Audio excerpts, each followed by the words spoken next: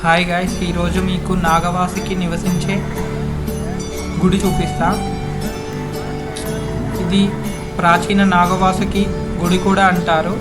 ఇది ప్రయాగ సంగం నుంచి ఉత్తర దిశగా గంగా నది ఒడ్డున దారాగంజ్ ప్రాంతంలో ఉంది. ఇది ప్రయాగరాజ్ సంగం జంక్షన్ నుండి 2 కిలోమీటర్స్ దూరంలో ఉంది. ఈ గుడిలో నాగులకు రాజైనటువంటి నాగవాసుకి ఉంటుంది. ప్రయాగ వచ్చే ప్రతి భక్తుడు ఈ గుడి చూడనట్లయితే వారికి తమ తీర్థయాత్ర అనేది పూర్తి కావడం అనేది జరగదు. అదేవిధంగా ఎవరైతే ఈ టెంపుల్ని ప్రయాగ వచ్చి ఈ టెంపుల్ని సందర్శించకుండా వెళ్ళినట్లయితే వాళ్లకు ఏ పుణ్యక్షేత్రం తిరిగినా ఎటువంటి ఫలితం అనేది లభించదు. ఇక్కడ నాగవాసుకితో పాటు ఇంకా కొన్ని నాగ విగ్రహాలను మనం చూడవచ్చు. అదేవిధంగా శివుడు, నంది, శనీశ్వరుడు, హనుమంతుని విగ్రహాలు కూడా మనం చూడవచ్చు. ఇక్కడ మనకు ఎక్కువగా కుంభమేళ, అర్ధ కుంభమేళ, మాఘమాసం టైంలో ఇక్కడ ఎక్కువ మంది భక్తులు సందర్శించుకోవడం జరుగుతుంది. ఈ గుడి గురించి పురాణాల్లో కూడా చెప్పడం జరిగింది. ఇక్కడ ఎవరైతే పూజలు జరిపించుకుంటారో వాళ్లకు అన్ని రకాల దోషాలకు పరిష్కారం అనేది జరుగుతుంది. అదేవిధంగా జన్మలకు కాలసర్ప దోషం అనేది నివారణ జరగడం జరుగుతుంది. మొఘళ్ళ టైంలో ఔరంగజేబు ఈ గుడిపైన దండయాత్ర చేస్తాడు. కానీ నాగవాసుకి ప్రత్యక్షం అవ్వడం వల్ల ఔరంగజేబు అక్కడనే మూర్ఛపోయి ఈ గుడి నుంచి విరమించుకోవడం జరుగుతుంది తన సైన్యంతో.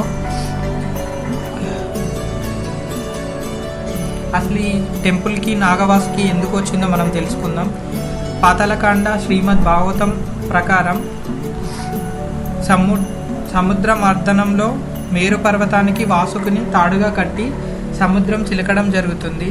సముద్రం చిలికిన తర్వాత సముద్ర మర్దనం అయిపోయిన తర్వాత నాగవాసుకి విపరీతమైన మంటలు రావడం జరుగుతుంది.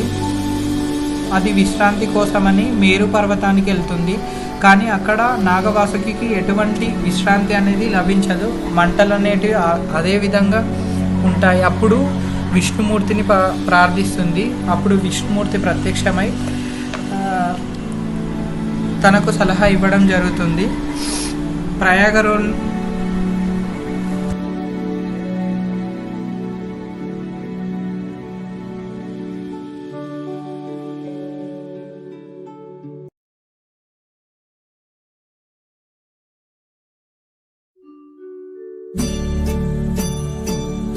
నాగవాసుకి విగ్రహాన్ని మనం దగ్గర నుంచి చూసినట్లయితే మనకు 3 కత్తిఘాట్లు విగ్రహం పైన కనిపిస్తాయి. ఔరంగజేబు దండయాత్ర చేసినప్పుడు ఒక కత్తిఘాటు వేసినప్పుడు 1, 2, 3 ఘాట్లు అనేది పడడం జరుగుతుంది.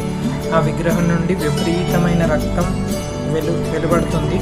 ఆ తర్వాత నాగవాసుకి ప్రత్యక్షం అవ్వడం జరుగుతుంది. అదేవిధంగా నాగవాసుకి కింది భాగంలో 5 శివలింగాలు కనిపిస్తాయి. అదేవిధంగా లెఫ్ట్ సైడ్ పై భాగంలో మనకు ఒక చిన్న గూడు లాంటిది ఉంటుంది. అందులో శ్రీకృష్ణుడి విగ్రహం ఉంటుంది. అదేవిధంగా రైట్ సైడ్ కాళికామాత విగ్రహం ఉంటుంది.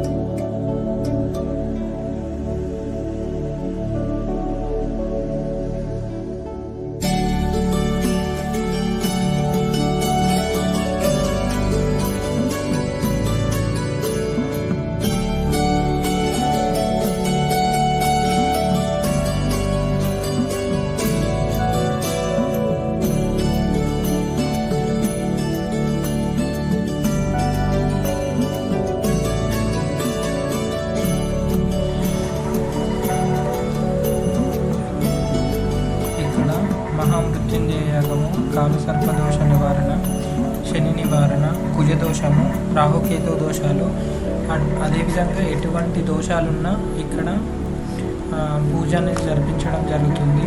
అదేవిధంగా మనం ఆలయం లోపల చూసుకున్నట్టయితే శివుని ఆలయానికి కొంచెం ముందు శనీశ్వరుని ఆలయం ఉంటుంది. దానికి కొంచెం పక్క సైడు గంగాదేవి ఆలయం కూడా మనం చూడవచ్చు. అదేవిధంగా టెంపుల్ లోపలనే హోమగుండం కూడా ఉన్నది. ఎటువంటి దోషాలున్నా అక్కడనే పరిష్కారానికి పూజలు అనేది ఆ హోమగుండం దగ్గరే జరిపించడం జరుగుతుంది.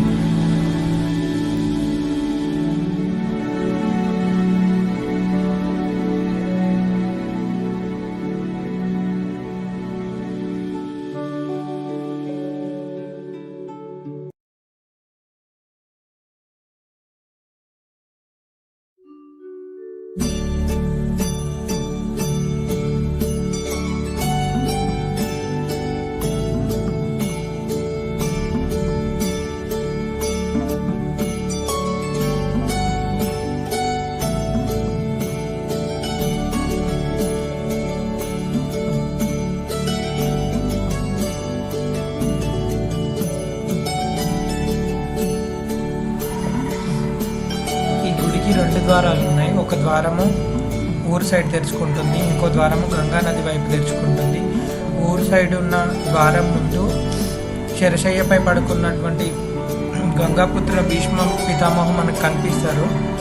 నేను వీడియో తీశాను కానీ ఇందులో రాలేదు. నేను ఇక్కడికి వచ్చినాక చూసుకుంటే లేదు వీడియో. ఇంకోటి ఈ టెంపుల్లో మనకు నాగపంచమి రోజు వాసుకి ఉన్న గ్లాస్ అనేది తొలగించడం జరుగుతుంది. పాలాభిషేకం చేసే వాళ్ళు చేస్తారు.